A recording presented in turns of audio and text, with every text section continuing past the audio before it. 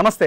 రాష్ట్రంలో చాలా ఇష్యూస్ ఉన్నాయి, ప్రజల సమస్యలు ఉన్నాయి, దాంతోపాటుగా పొలిటికల్ ఈక్వేషన్స్ కూడా కనబడతా ఉన్నాయి. వీటి మీద మనం డిస్కస్ చేద్దాం. నా ముందు పాషం యాదగిరి సార్ ఉన్నారు, సీనియర్ జర్నలిస్ట్, సామాజిక తెలంగాణ ఉద్యమకారుడు. సార్ నమస్తే. నమస్తే. ఏం జరుగుతుంది సార్ ఇవాళ రాష్ట్రంలో?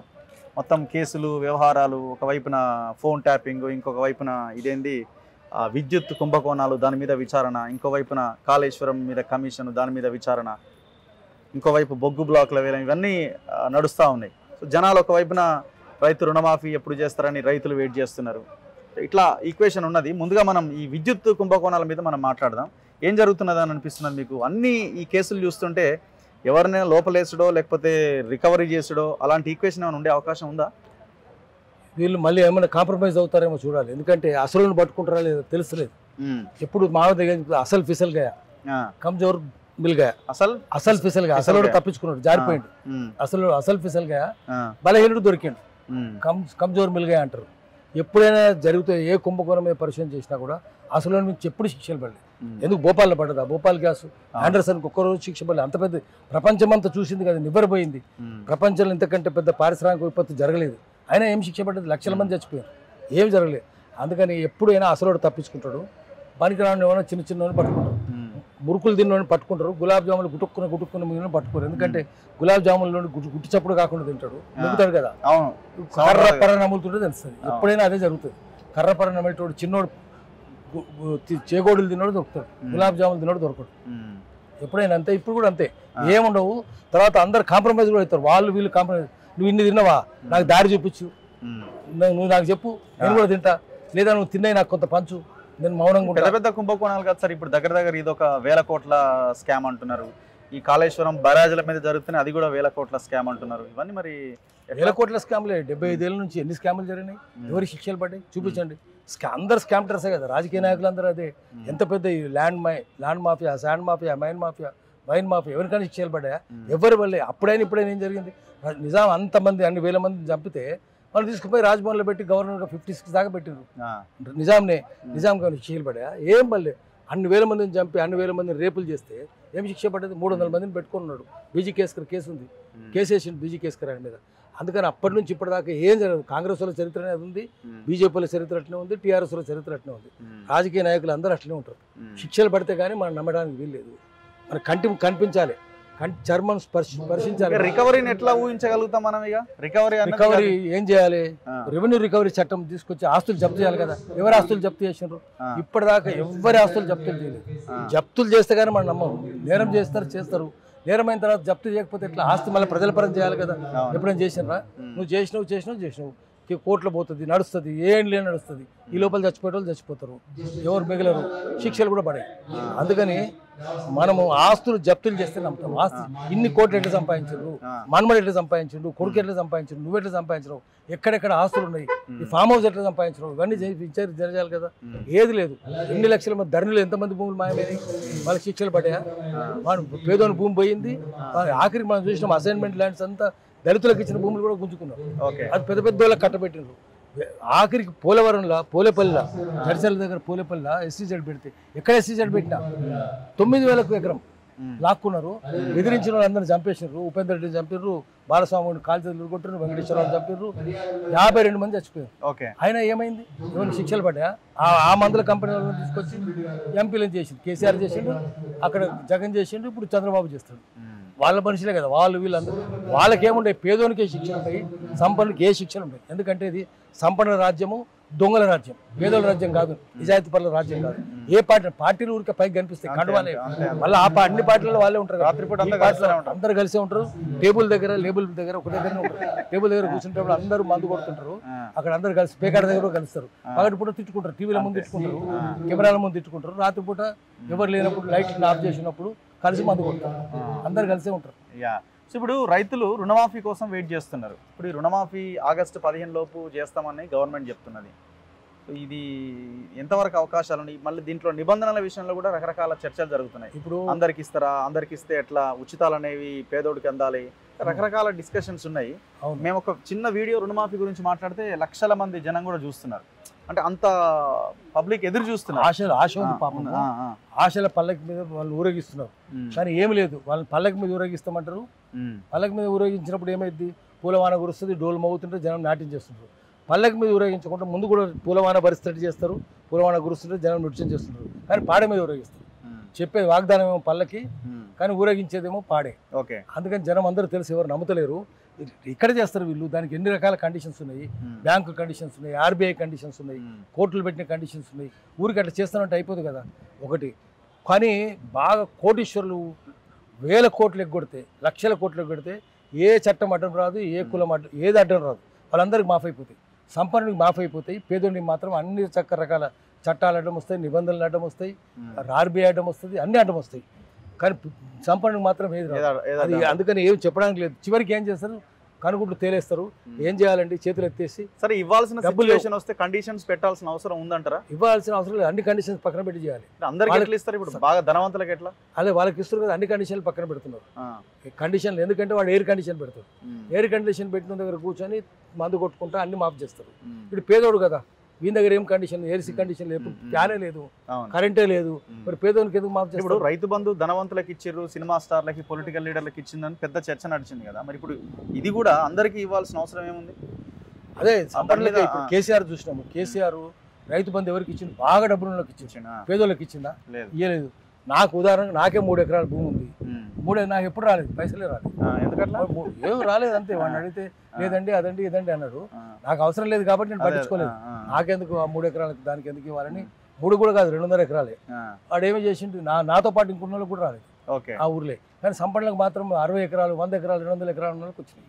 అందుకని డబ్బులు ఉన్న వాళ్ళు లంచాలు ఇస్తారు, తెచ్చుకుంటారు. పేదోళ్ళు లంచం ఇవ్వడు. నాకు అవసరం లేదు కాబట్టి నేను తీసుకోలేదు. నాకు ఉద్యోగం ఉంది, సంపాదన ఉంది, టీవీలో కనిపిస్తుంటే పైసలు వస్తాయి, నేను పట్టించుకోలేదు. నా సంగతి సరే, పేదోడి సంగతి ఎట్లా? అందుకని అందరూ వాళ్ళు వీళ్ళు అందరూ కలిసే ఉంటారు. ఏది నమ్మడానికి వీల్లేదు. ఇంకొకటి, ఇవాళ రాష్ట్రంలో చాలా ఇష్యూస్ జరుగుతున్నాయి. ఇక్కడ ఎవరో చెంచు మహిళని నాగర్ కర్నూల్లో అంతా ఆమె ఆగమాగం చేసి హాస్పిటల్ పాలైంది. ఇప్పుడు ఆమె అవి గొడవలే, లోకల్గా ఏదో డబ్బులకు సంబంధించిన వ్యవహారాలు. మొన్న రీసెంట్గా రంగారెడ్డి జిల్లాలో ఒకే రోజు దాదాపు ఒక 5 హత్యలు జరిగినట్టున్నాయి. ఇక్కడ మహబూబ్ నగర్లో ఒక దాయాదులు అంటే ఫ్యామిలీ వాళ్ళే కొట్టుకొని చంపుకున్నారు. ఒక ఆయన చనిపోయిండు. ఆ తర్వాత నిన్న గద్వాల్లో ఒకటి జరిగింది. అసలు ఏం జరుగుతున్నది అంటే ఈ రెవెన్యూకి సంబంధించిన, భూములకు సంబంధించిన గొడవలు పెద్ద ఎత్తున జరుగుతున్నాయి. నిన్న మేడ్చల్లో అయితే ఏకంగా బుర్కా ధరించి వెళ్ళి సీసీ ఫుటేజ్ బయటకు వచ్చింది. షాప్ ఓనర్ మీద దాడి చేసి కత్తులతో పొడిచిరు. ఓవరాల్గా ఇట్లాంటి క్రైమ్ ఇష్యూస్ ఎక్కువగా జరుగుతున్నాయి ఈ మధ్యకాలంలో. క్రైమ్, లా అండ్ ఆర్డర్ లేదు.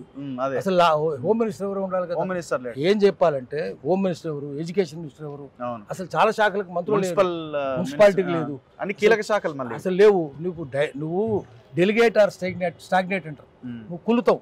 నువ్వు పంపకపోతే, డెలిగేట్స్ చేయకపోతే, ఇతరులకు అప్పచెప్పకపోతే కులిపోతావు. నువ్వు అప్పచెప్పాలి కదా.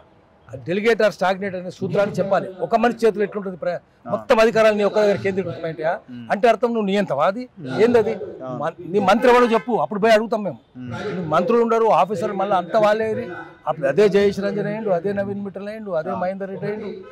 అదే ఒక్కరు కాదు కదా, అదే స్మితా సబర్వాల్ అయింది. ఒక్కరు కాదు, అందరూ ఆ దొంగలే ఉన్నారు.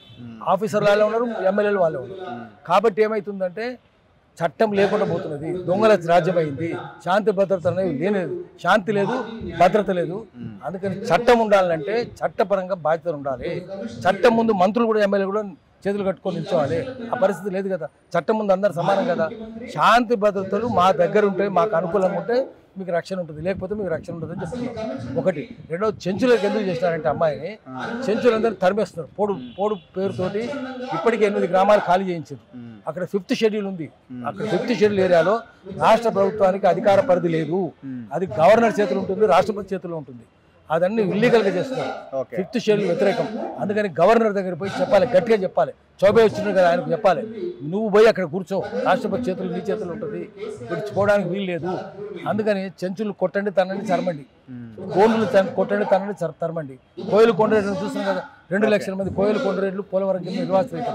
ఏమైనా పట్టించుకుంటాయా? ఆంధ్రప్రదేశ్ ప్రభుత్వం పట్టించుకుంటలేదు, తెలంగాణ ప్రభుత్వం పట్టించుకోలేదు, కేంద్ర ప్రభుత్వం కూడా పట్టించుకుంటలేదు. దొంగల రాజ్యంలో పేదలకు న్యాయం జరగదు, ఆదివాసులకు న్యాయం జరగదు. అందుకనే ఆమెను అట్లా కోసపుచ్చుకుంటున్నారు. అందుకని వాళ్ళకు సంఘీభావంగా పౌర సమాజం పోయి నిల్చోవాలి, లేకపోతే ఇంతే జరుగుతుంది, తరిమేస్తారు.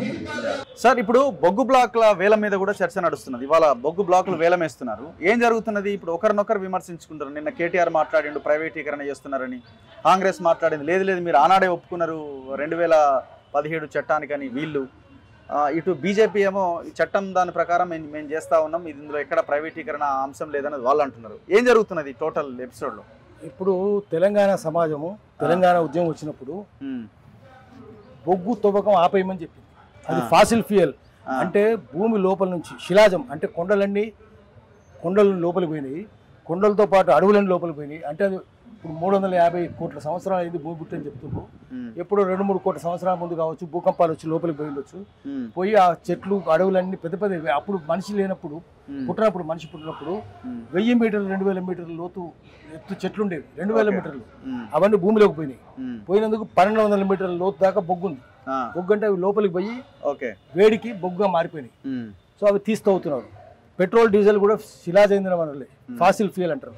అది తవ్వొద్దు అని చెప్తున్నారు. ఎందుకంటే ఇప్పటికే క్లైమేట్ చేంజ్ వచ్చింది, భయంకరంగా వాతావరణం మారిపోయింది, ఎండ పెరిగిపోయింది. చూసినాం కదా ఢిల్లీలో ఎండ భూతాపానికి 20 మంది చచ్చిపోయింది, రాజస్థాన్లో 60-70 మంది చచ్చిపోయింది. ఎన్నడూ లేదు ఇట్లా జరిగేది. ప్రపంచవ్యాప్తంగా మనుషులు చచ్చిపోతున్నారు, సముద్రాన్ని పొంగుతున్నాయి, వేడికి పొంగి రేవు పట్టణాన్ని మునిగిపోయే పరిస్థితి వచ్చింది. ఈ సమయంలో బొగ్గు తగలబెట్టొద్దు అని చెప్తున్నారు ప్రపంచవ్యాప్తంగా పర్యావరణవేత్తలు. ఆయన తగలబెడతామంటున్నారు. ఇది ఎట్లా తగలబెడతారు? మీరు తగలబెట్టే పద్ధతి ఉండాలి కదా. రేపు 2050 నాటికే భూమి మునిగిపోద్ది అని చెప్తున్నారు, రేవు పట్టణాన్ని మునిగిపోతాయి అని చెప్తున్నారు. అట్లా ఉన్నప్పుడు మీరు బొగ్గు ఉత్పత్తి ఆపేయాలి, బొగ్గు తగలబెట్టడం కూడా ఆపేయాలి, థర్మల్ స్టేషన్స్ ఆపేయాలి. ఇప్పటికీ ఆస్ట్రేలియా ఆపేసింది, అమెరికా చేస్తలేదు, కానీ అమెరికా రేపు చేయాల్సి వస్తుంది. అట్లాంటప్పుడు బొగ్గు ఉత్పత్తి ఎందుకు కేంద్ర ప్రభుత్వాన్ని అడగాలి. ప్యారిస్ అగ్రిమెంట్ లో సంతకం పెట్టింది భారతదేశం, సిగ్నేటరీ. ప్యారిస్ అగ్రిమెంట్ ఏంటంటే ఫాసిల్ ఫ్యూయల్స్ తవ్వము, వాటి తగలబెట్టము, థర్మల్ విద్యుత్ శక్తి ఉత్పత్తి చేయము, సహజమైంది అంటే గాలి ద్వారా విండ్ పవర్ కానీ సోలార్ పవర్ కానీ చేస్తామని చెప్పింది. దాని మీద ఎందుకు కేంద్రీకరిస్తారు? ప్రత్యామ్నాయ ఇంధన వనరుల మీద ఎందుకు దృష్టి పెడతలేరు? అది తప్పు ఒకటి. తర్వాత బొగ్గు గనులు ఆ ఓపెన్ చేసినప్పుడల్లా అక్కడ ఆ భూములు ఊర్లన్నీ ఖాళీ చేస్తారు. ఒక్కొక్క ఓసీపీ ఓపెన్ కాస్ట్ ప్రాజెక్ట్ కింద 10 ఊర్లు పోతాయి, మేజర్ ఓసీపీ కనుక 30 ఊర్లు పోతాయి. వాళ్ళకి నష్టపరిహారం ఇస్తలేదు, వాళ్ళు తరిమేస్తారు, జనం వెళ్ళిపోతుంది.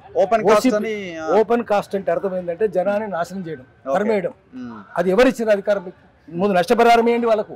ఏ ప్రభుత్వమైనా సరే, బీజేపీ ప్రభుత్వం కావచ్చు, కాంగ్రెస్ కావచ్చు, టీఆర్ఎస్ కావచ్చు, ఎవడైనా కావచ్చు, వాళ్ళ బెత్తం తీసుకొని వస్తారు.